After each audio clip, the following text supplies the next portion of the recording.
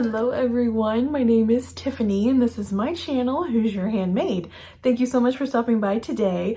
In today's video, I am starting a little series to add on to my knit series, and this one is all about knit neckbands. If that sounds interesting to you, stick around. If you are new to my channel, welcome. Thank you so much for stopping by today. I hope that you will consider subscribing before you leave. I would love to get to know you better and welcome you into the sewing community. And as always, thank you so much to each one of my friends who are tuning in again today. Thank you for taking time out of your day to spend a little bit of it with me. It means so much to me. Give this video a thumbs up and leave a comment down below. Have you ever had an issue with knit neckbands? Getting them to stretch correctly, to lay correctly, to look right? Have you ever had an issue with that? Let me know down below in the comment section. I would love chatting with you. This video is so near and dear to my heart, you all. It's gonna be a chatty one today, so get yourself a beverage, maybe a notebook as well to jot down some notes.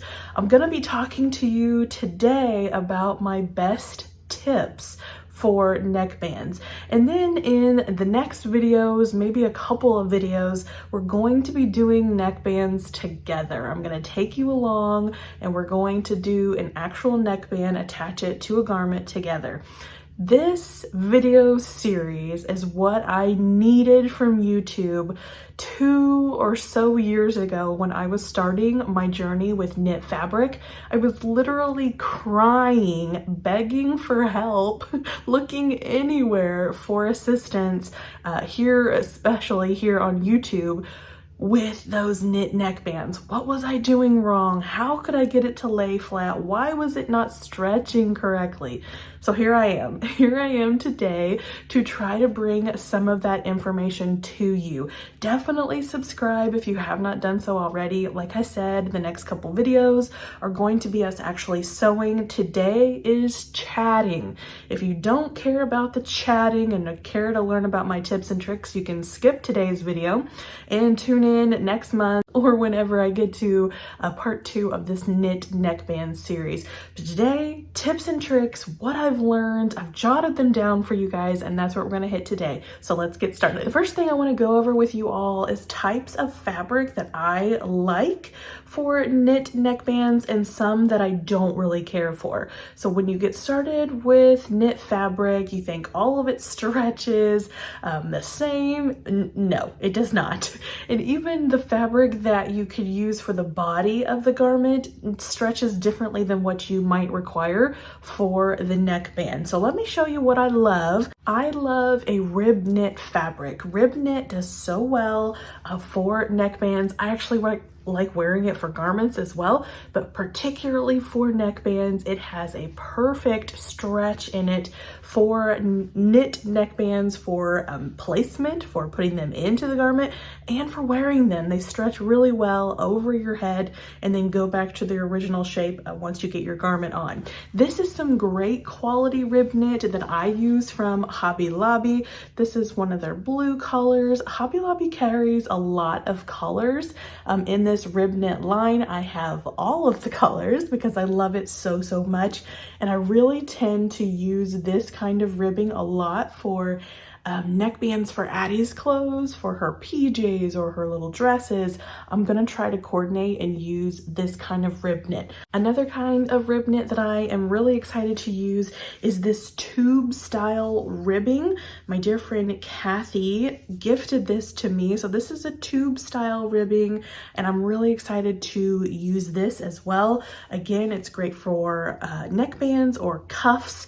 Really excited to try this one out. Like I said, any kind of rib knit or ribbing is going to be my favorite thing for cuffs and neckbands. The stretch on those is just so good, and like I said, it goes back to its shape really well. So that's my favorite. What's my not so favorite? So this is a cotton knit fabric from Joann's as well. This is from their Pop line.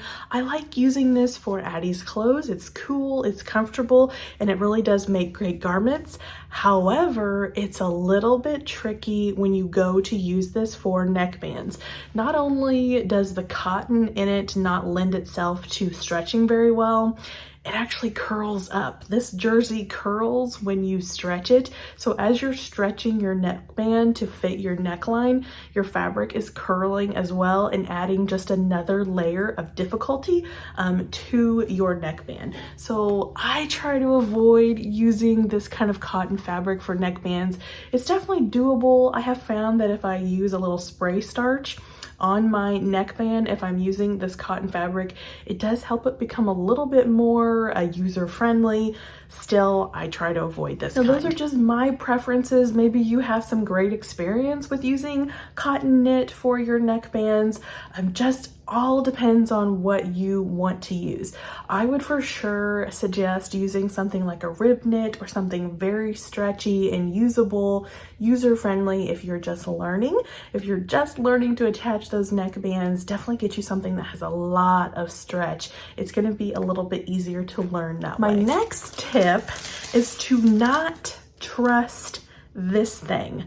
This is the neckband piece that I have pulled from my favorite pattern, the Ellie and Max Staycation dress. This is the neckband piece, and I'm going to give you that heads up right now to not trust the length of this neckband. You can use the width. The width is not as important as the length. So they've given you, you know, your length and your width here. So this width here is not too bad, but this length, do not trust it. It's using an average of what your neckline, the length of your neckline needs to be, and it's really so much safer to measure your neckline yourself, which is my next tip. To sew your bodice pieces together, go ahead and attach them at the shoulders, and then when you get that neckline in place, you need to do some measuring of your own. Get your tape measure like this. Align this top edge with your neckline. So it needs to lay like this. This is the measuring side of your tape measure. Did you know it made a difference? It actually does. So make sure you're laying the measuring side along your neckline and just measure the entire circumference of your neckline.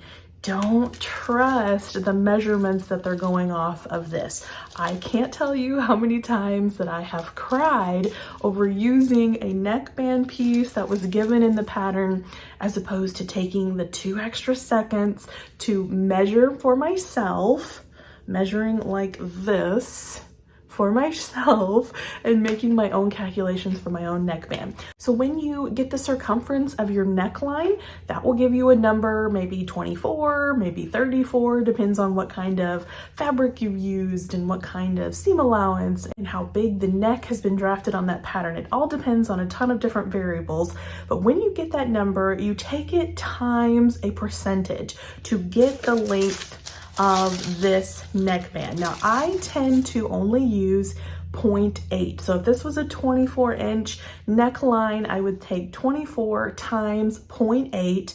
That would give me the finished length for my neckband. That's what I do. For cotton knit, I'm gonna start bumping that up a little bit because I do not think that 0.8 is enough for this cotton knit. I need to do more like 0.85 or 0.9 even for this cotton knit fabric, because the 0.8 is still too small to fit, I think. I'm stretching it too much. It's not easy enough to use.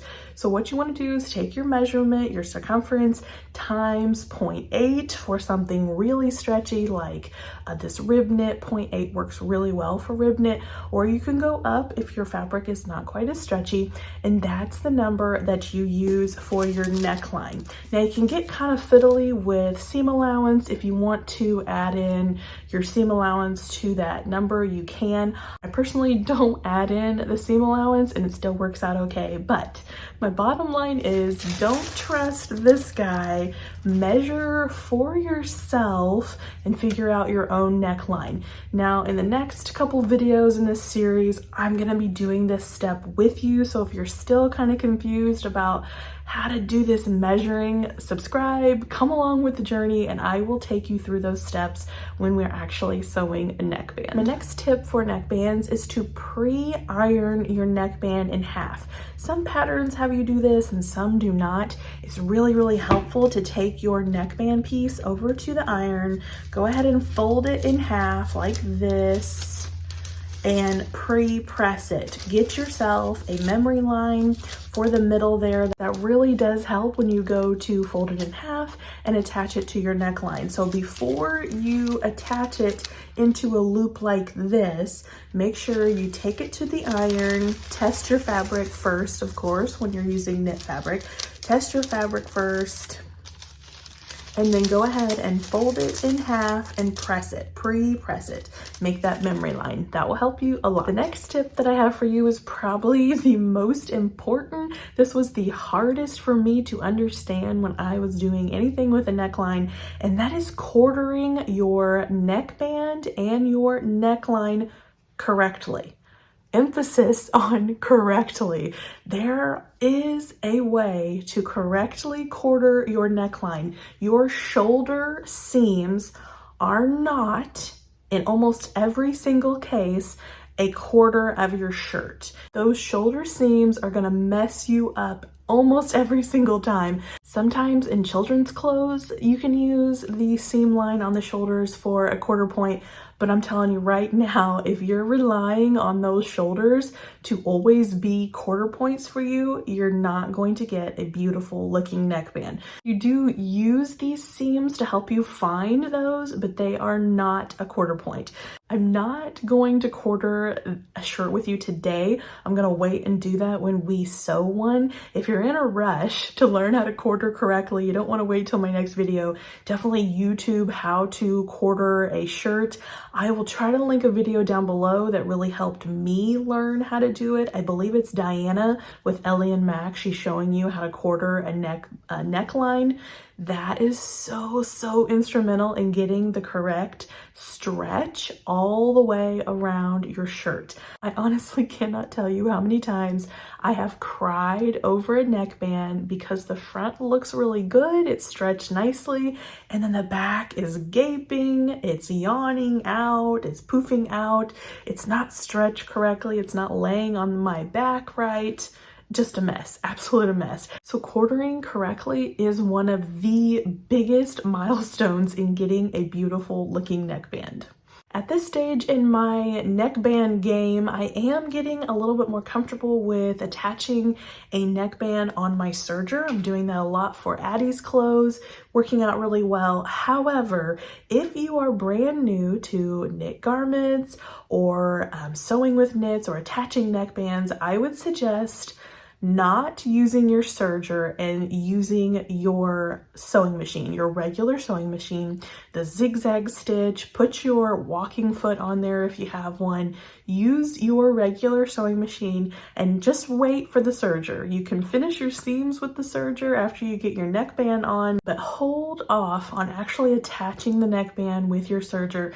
A serger to me is so fast and furious. It's hard to watch everything. It's hard to learn to stretch properly with a serger. So my suggestion is to use that sewing machine until you get pretty comfortable with neckbands. And then my last tip for today is probably a frustrating one, I understand, but it's so true. And I'm gonna tell you to just keep practicing. Practice.